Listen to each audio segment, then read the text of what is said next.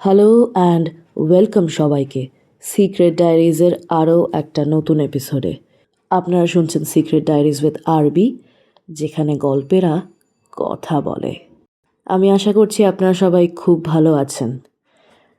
আজকের ঘটনাটা একটু আলাদা। এটা কোনো বানানো গল্প নয়, অন্তত আমি তাই বিশ্বাস করতে চাই। এই ঘটনাটা আমাকে পাঠিয়েছে আমাদের এক সাবস্ক্রাইবার।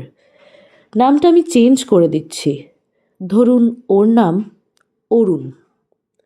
ও বলেছে এই ঘটনাটা ঘটেছিল যখন ও দুর্গানগর থেকে শ্যামবাজার ফিরছিল, একদম রাতের দিকে। চলুন ওর কথাতেই শুনি। আমি জানি না তুমি এটা বিশ্বাস করবে কি না, কিন্তু আমি এখনও ওই রাতটার কথা ভুলতে পারিনি। সেদিন আমি দুর্গানগরে বন্ধুর বাড়ি গিয়েছিলাম। আড্ডা দিতে দিতে রাত হয়ে যায়, প্রায় 10:30, 10:45। আমি ভাবলাম শেষ বাসটা ধরেই শ্যামবাজার চলে যাব। রাস্তা তখন প্রায় ফাঁকা, হালকা কুয়াশা পড়েছে, আর স্ট্রিট লাইটগুলো কেমন জানি কাজ করছিল না, একটা একটা করে জ্বলছে আবার নিভে যাচ্ছে। আমি যখন বাস স্ট্যান্ডে পৌঁছালাম তখন দেখলাম আর কেউ নেই ওখানে, শুধু আমি একা আর একটা কুকুর। সেটাও আমাকে দেখে অদ্ভুতভাবে গড়গড় করতে লাগলো। তারপর ঠিক 11টা নাগাদ একটা বাস এলো। বাসটাও ভারী অদ্ভুত, জানো তো। রুট নাম্বার ঠিক ছিল, কিন্তু বাসটার রঙটা যেন খুব পুরনো, মলিন হয়ে গেছে, আর জানলাগুলো সব বন্ধ করা। যাই হোক, বেশি না ভেবে আমি উঠে পড়লাম বাসে। ভিতরে ঢুকেই একটা ঠান্ডা হাওয়া লাগলো, যেন এসি চলছে, অথচ কোথাও কিছু নেই, কোনো এসি নেই। ভিতরে লোক ছিল কিন্তু খুবই কম, প্রায় ওই 5 থেকে 6 জন। কিন্তু একটা জিনিস খেয়াল করলাম, বাসের ভিতরে কেউ কথা বলছিল না। আমি একটা সিটে বসে পড়লাম। কন্ডাক্টর এলো, কিন্তু সে আমার দিকে তাকালো না।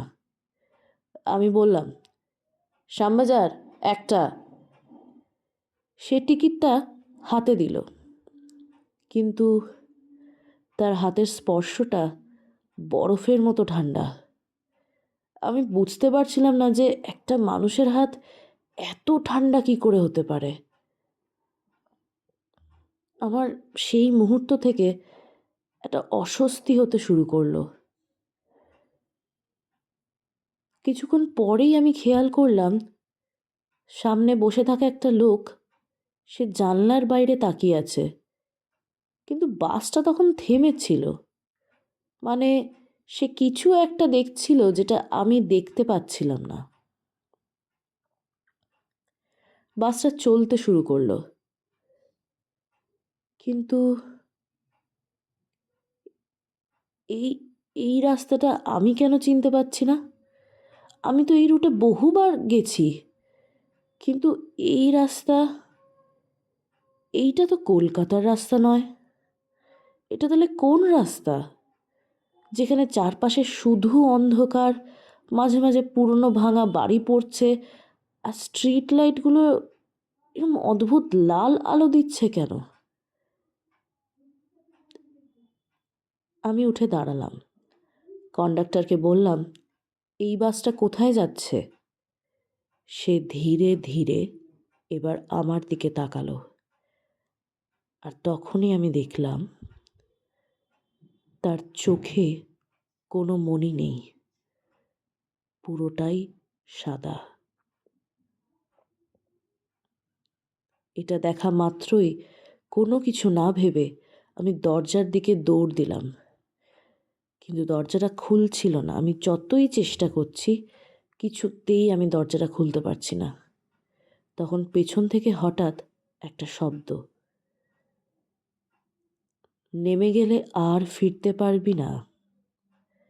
আমি ঘুরে তাকালাম, সব যাত্রী সবাই আমার দিকে তাকিয়ে, প্রত্যেকের ওই একই চোখ, একই ফাঁকা চাহনি, একেবারে ফাঁকা।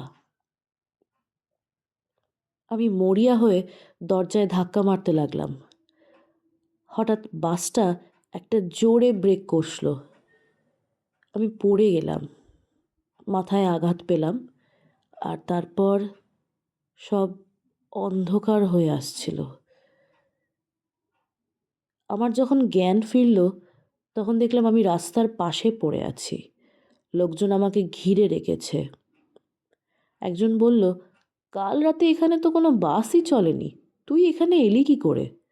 আরেকজন বলল, এই জায়গায় নাকি আগে একটা বাস অ্যাক্সিডেন্ট হয়েছিল, সব যাত্রী মারা গিয়েছিল। তারপর থেকেই নাকি এই জায়গায় রাত 11টার পর কোনো বাস চললেও প্রত্যেকেই ধরে নেয় এটা কোনো সাধারণ বাস নয়, এটা সেই বাস যার অ্যাক্সিডেন্ট হয়েছিল। আর বাসের ড্রাইভার থেকে শুরু করে কন্ডাক্টর, যাত্রী প্রত্যেকেই মৃত, কেউ আর বেঁচে নেই। সেই অ্যাক্সিডেন্টে সবাই মারা গিয়েছিল। আমি আজও রাতে বাসে উঠতে পারি না। আর সবচেয়ে ভয়ের বিষয়টা কি জানো? আমাকে কন্ডাক্টর যে টিকিটটা দিয়েছিল সেটা আজও আমার কাছে আছে, কিন্তু তাতে কোনো রুট নাম্বার নেই, কোনো তারিখ লেখা নেই, শুধু একটা কথা লেখা আছে, ফিরে আসা নিষেধ। এই ছিল আমার সাথে ঘটে যাওয়া একটা ঘটনা, যা এখনও আমি যদি বলি কাউকে, আমার পিঠে শিরদাঁড়া দিয়ে একটা ঠান্ডা স্রোত বয়ে যায়। জানি না তোমার ঘটনাটা পছন্দ হবে কি না। যদি পছন্দ হয় তাহলে অবশ্যই তুমি তোমার শ্রোতাদের পড়ে শুনিও। আমার কাছে এরকম আরও ঘটনা আছে। যদি আজকের ঘটনাটা সিলেক্ট হয় তাহলে আমি তোমাকে আরও ঘটনা আগামী দিনে লিখে পাঠাবো। তুমি কবে আমার ঘটনাটা পড়ছো সেটা আমাকে একটু জানিও। ধন্যবাদ। আপনারা শুনছিলেন সিক্রেট ডায়েরিজ উইথ আরবি, যেখানে গল্পেরা কথা বলে। Thank you so much Arun, আমাদেরকে এত সুন্দর একটা ঘটনা উপহার দেওয়ার জন্য। Thank you so very much. আমি আশা করব যে তুমি আগামী দিনে আমাদেরকে আরও এরকম ঘটনা লিখে পাঠাবে। Thank you so very much. তো এই ছিল আজকের ঘটনা। যদি আজকের ঘটনা আপনাদের ভালো লেগে থাকে তাহলে অবশ্যই লাইক, কমেন্ট, শেয়ার এবং সাবস্ক্রাইব করবেন চ্যানেলটাকে। বেল আইকনে কিন্তু ক্লিক করতে ভুলবেন না নতুন আপডেটসের জন্য। আর আমাদের চ্যানেলের ইলুমিনাটি নিয়ে যে এপিসোডটা আমি করেছি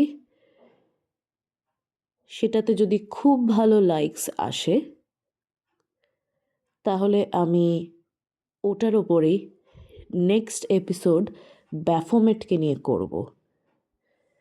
ব্যাফোমেট কে আর ব্যাফোমেটের সাথে ইলুমিনাটির কী রিলেশনশিপ। দেখা হবে আপনাদের সাথে আবার পরবর্তী ও নেক্সট এপিসোডে। ততক্ষণ শুনতে থাকুন, দেখতে থাকুন। শুভরাত্রি।